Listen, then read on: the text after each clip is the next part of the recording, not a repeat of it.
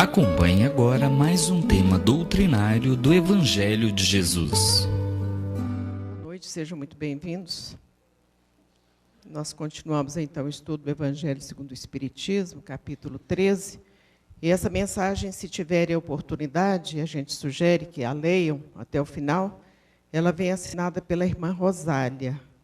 Irmã Rosália foi uma freira vicentina, francesa, contemporânea de Kardec, que fez um grande trabalho na área da caridade, atendendo pessoas enfermas, crianças, adultos, num período em que a França estava passando por guerras, dificuldades logo depois da Revolução. Ela atendeu muitos, milhares de pessoas também envolvidas, enfermas, mutilados de guerra.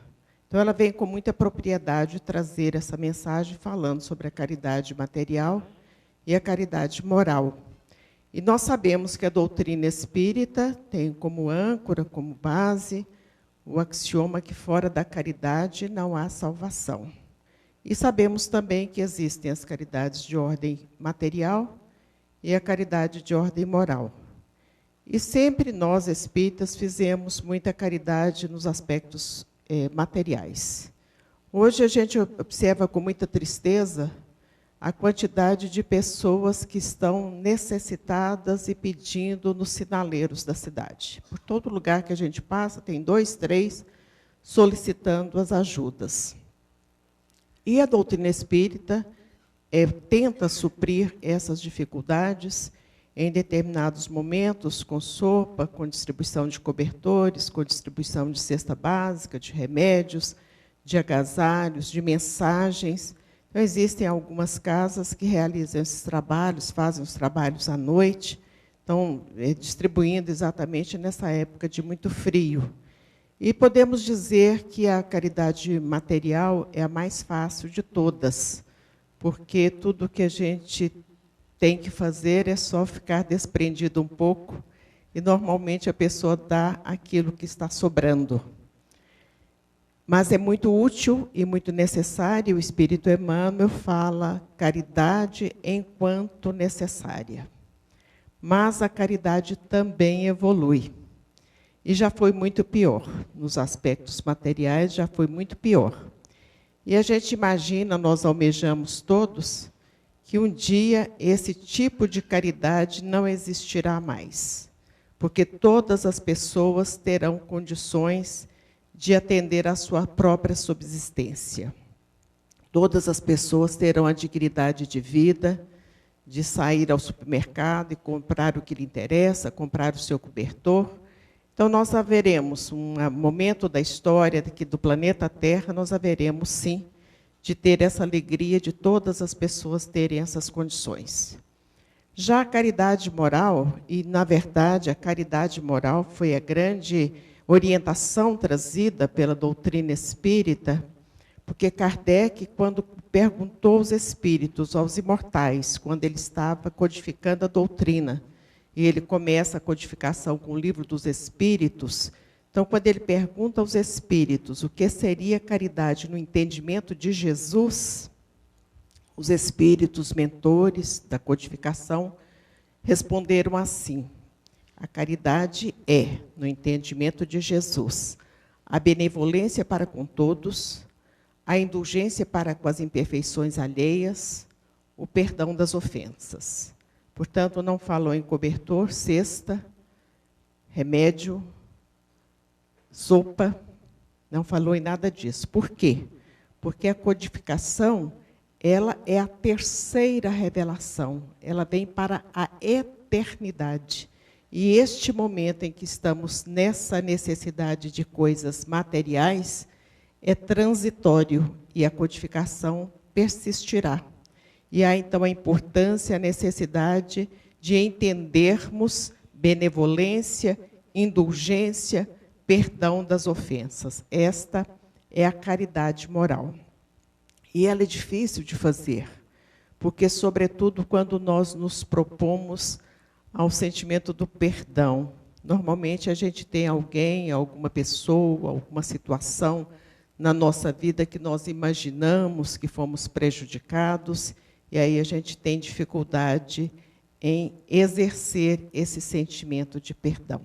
E aí nós mostramos, as pessoas nobres mostram nesse instante, nobreza de alma, vai mostrar exatamente nesse instante a necessidade, a importância desse perdão. E foi isso que Jesus nos trouxe, nos mostrou, quando, no momento final do seu sacrifício, ele pede ao Pai que perdoasse a todos, porque não sabia o que estavam fazendo. Porque nós só prejudicamos alguém e, às vezes, nos prejudicamos também porque estamos equivocados. Porque quando a gente tem a certeza dos princípios da doutrina espírita, da imortalidade da alma, da misericórdia de Deus, da lei de ação e reação, toda ação tem uma ação correspondente àquela ação, nós, muitas das situações que nós imaginamos que não podemos levar aquele desaforo para casa, a gente passa por cima. Porque aquele que está nos prejudicando é mais necessitado, mais infeliz do que nós.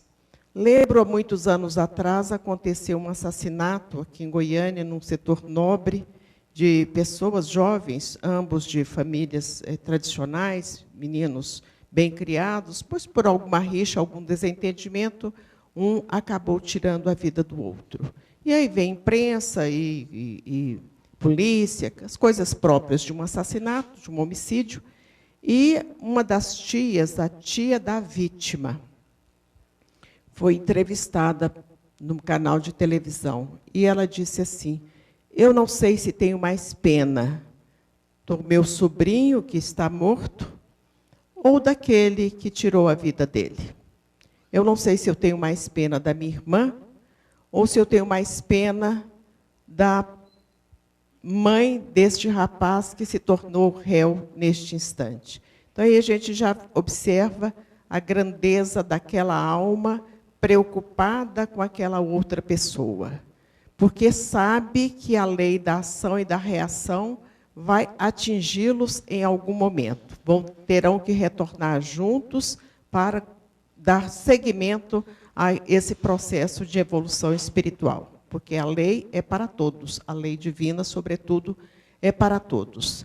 E, nesse sentido de lei divina para todos, Jesus, então, nos dá o grande exemplo de pedir a Deus que perdoasse a todos, porque não sabíamos o que estávamos fazendo. Quando o apóstolo Pedro, logo depois do retorno de Jesus ao plano espiritual, e Jerusalém estava conflagrada, dificuldades muitas com relação àqueles que estavam seguindo o cristianismo, que seria o cristianismo, porque naquele momento eles eram considerados irmãos do Calvário, tinha outras denominações, os irmãos do caminho, o cristianismo, a palavra cristianismo vai surgir posteriormente com o evangelista Lucas. Então, naquele momento em que estavam aquelas dificuldades todas, e o apóstolo Pedro, juntamente com o apóstolo João, eles se encaminham para o Templo de Jerusalém. O Templo de Jerusalém era a identidade, a identificação do povo judeu. Todas as coisas aconteciam no templo. Esse já era o segundo templo, construído pelo rei Herodes. Esse templo foi destruído no ano 70, quando a invasão dos romanos, eles destruíram um templo cujas paredes, cujo muro de arrimo é da largura desse salão aqui. Destruíram tudo, acabaram com o templo. E fizeram mais.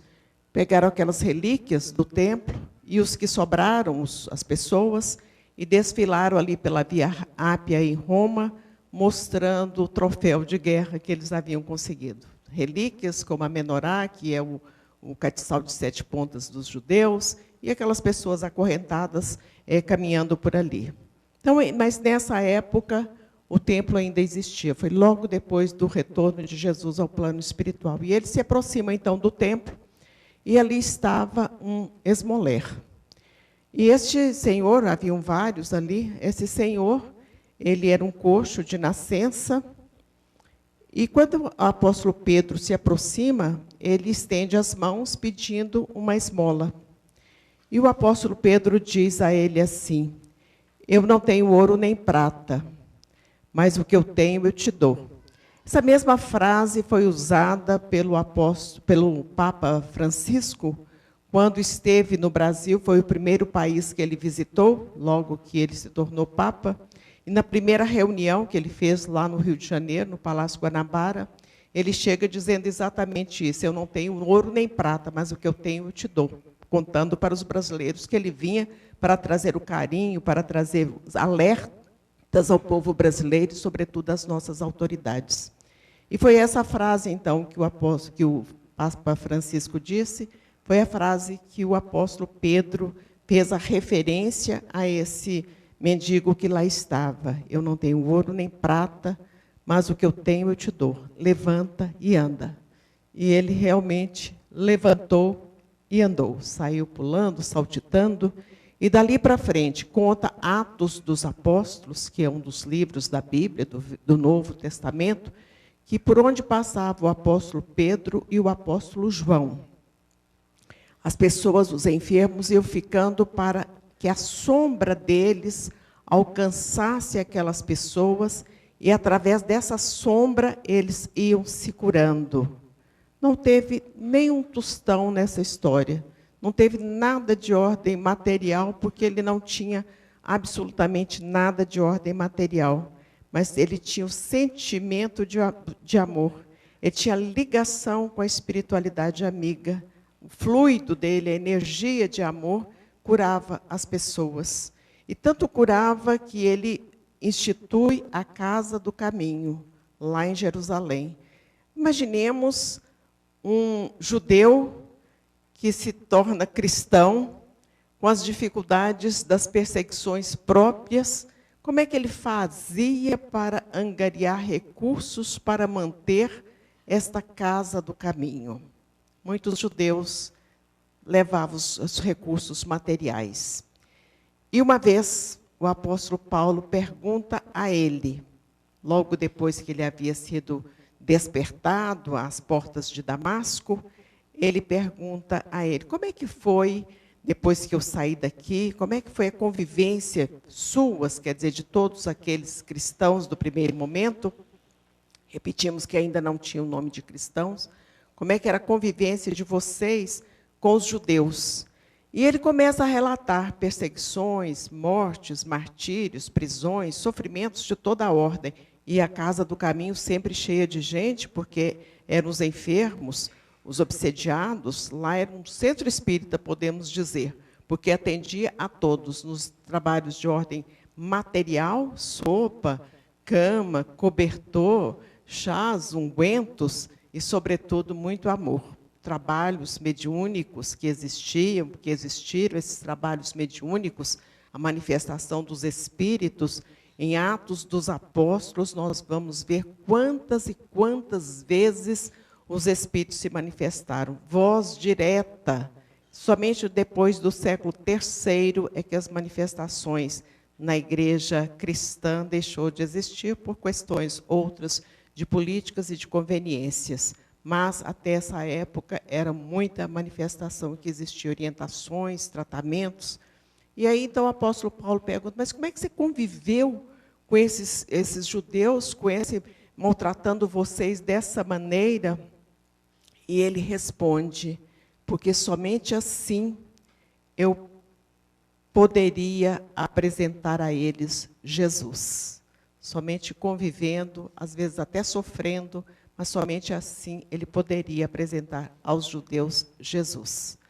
Nós já estamos frequentando a Universidade do Espírito, já estamos tendo conhecimento da doutrina espírita. Frequentar a universidade não quer dizer que vamos sair doutores, nem mestres, nem PhD, nem bacharéis, porque em qualquer universidade da vida, em qualquer escola, em qualquer atividade, se quisermos ter êxito, há necessidade do esforço, e muito esforço. Uma profissão, para ser bem desempenhada, para que o profissional tenha sucesso naquilo que ele faz, Se for aquele que faz o pão de queijo, se ele fizer de qualquer maneira, tem certeza que ele vai ficar duro, emborrachado, não vai prestar, não vai ter cliente.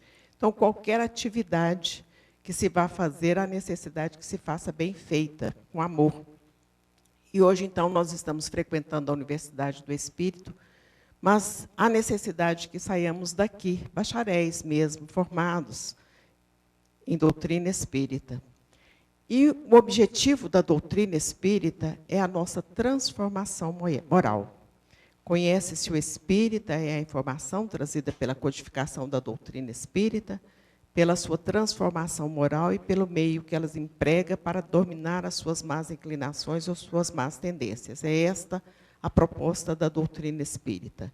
E quando nós observamos a caridade de ordem moral, qualquer pessoa pode fazer. Mas, sobretudo, há a importância que façamos essa caridade moral dentro da nossa casa. Porque é o lugar de maior conflito, é o lugar da família, é o lar.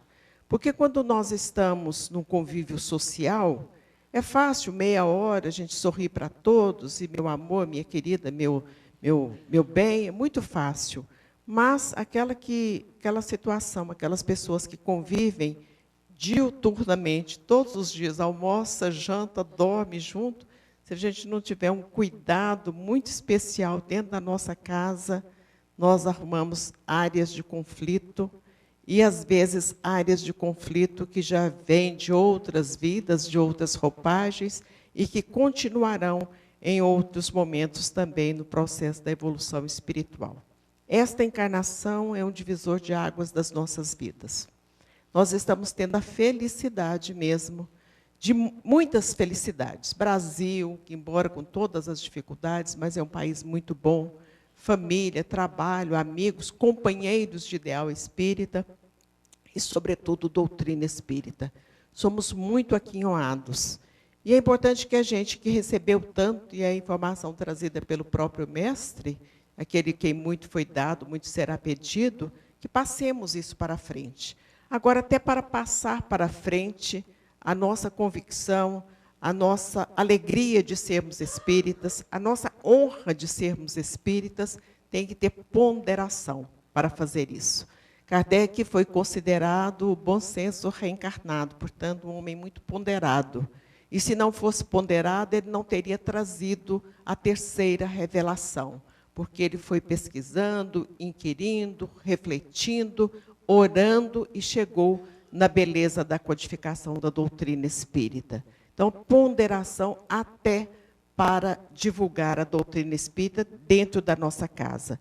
Porque se a gente insiste, se a gente fala muito sobre aquilo, acabamos ficando pessoas inconvenientes, inoportunas, e é aquele desmancha-roda. Quer dizer, quando a gente chega, nossa, lá veio o espírita e vai começar tudo de novo.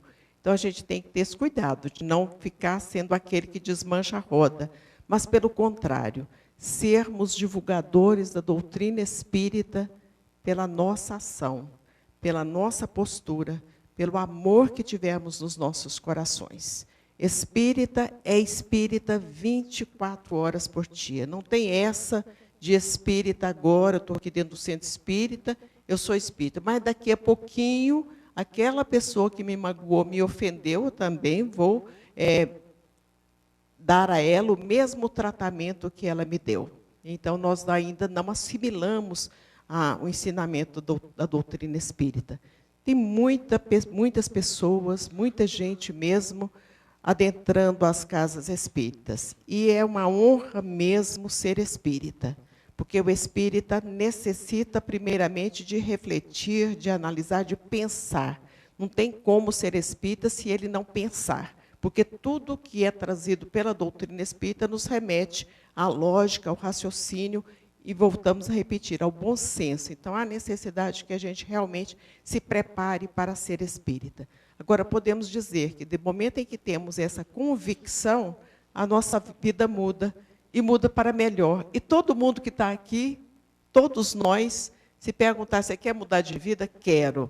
Quer ser feliz? Quero. Quer ter paz? Quero. Todos nós queremos. Quer ter harmonia no lar? Quero. Então, está aí a receita. A receita é o Evangelho segundo o Espiritismo, que é o mesmo Evangelho de Jesus, interpretado, trazido à luz da doutrina espírita. Porque se Jesus disse que ele era o caminho, a verdade e a vida, é só seguir os ensinamentos dele que a gente será feliz. E uma quantidade de pessoas hoje já palmilhando os caminhos da doutrina espírita, a paz do mundo começa em cada um de nós. Nós já estamos fomentando a paz do mundo.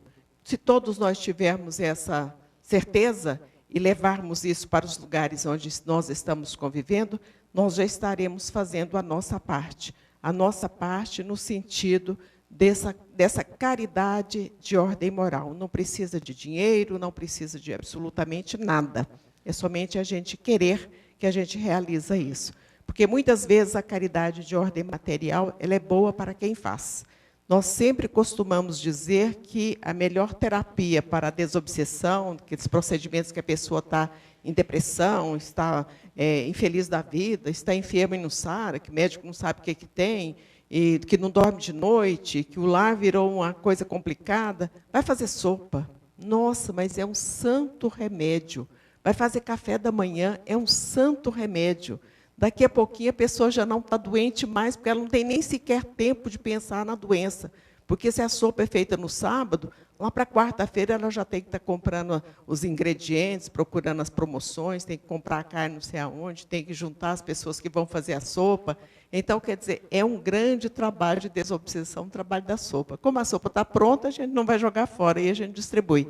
Da mesma maneira, toda atividade na casa espírita funciona dessa maneira. Aquele que chega à casa espírita, muitas vezes enfermo, desalentado, infeliz, e começa a colocar água na mesa, acender a luz, esticar a toalha, daí a pouquinho já está só alegria e bênçãos no seu coração. Então, a receita está aí, cada um de nós podemos utilizá-la e passar para frente, da maneira que acharmos mais conveniente. Mas sempre lembrando que Jesus é o caminho, a verdade e a vida. Muita paz, que Jesus nos abençoe a todos.